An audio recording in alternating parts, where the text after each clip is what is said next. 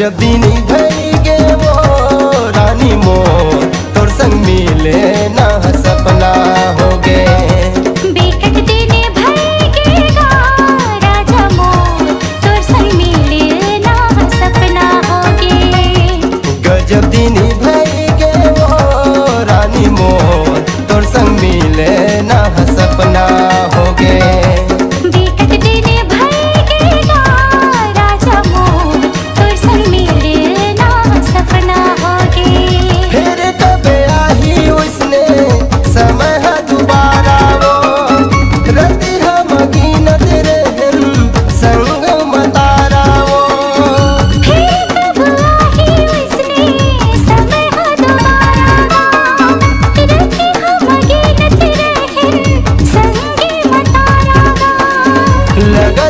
हफ्ता 4 महीना हो गे। बेकट दिन भई गे गा राजा मोर तोर संग मिले ना सपना हो गे। गजब दिन भई गे वो रानी मोर तोर संग मिले ना सपना हो गे।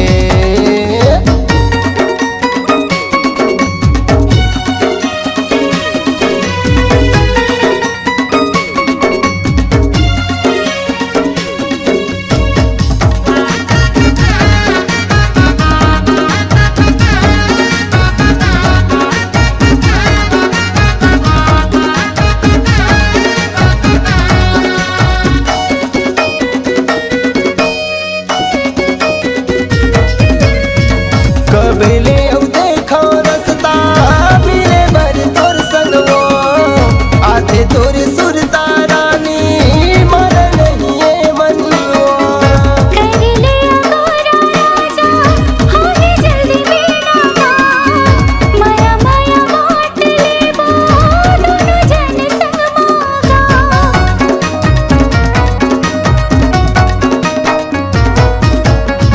कबले देखो रस्ता मिले बर तोर संगवो आधे तोर सुरता रानी मर नहीं है मनवो।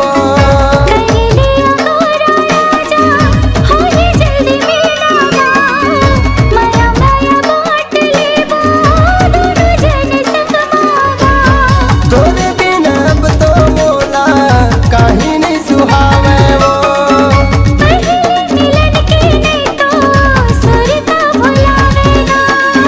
तोरे बिना अब तो मोला काहे नहीं सुहावे वो।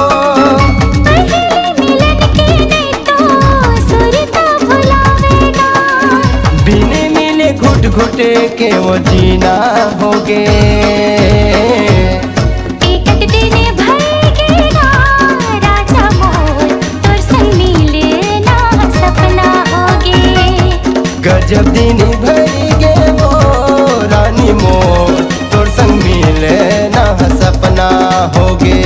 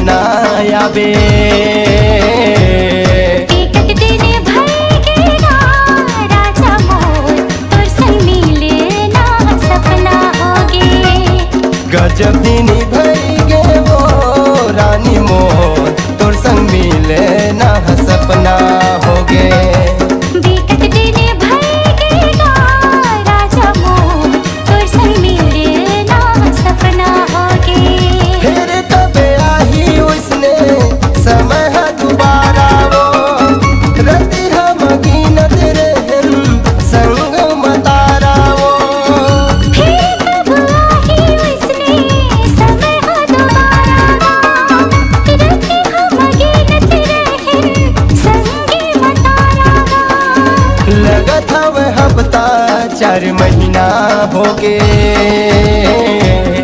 बिकट दिन भइगे ना राजा मोर तोर संग मिले ना सपना होगे गजब दिन भइगे वो रानी मोर तोर संग मिले ना सपना हो गे बिकट दिन भइगे ना राजा मोर तोर संग मिले ना सपना होगे गजब दिन भइगे वो जानू मोर तोर संग मिले ना सपना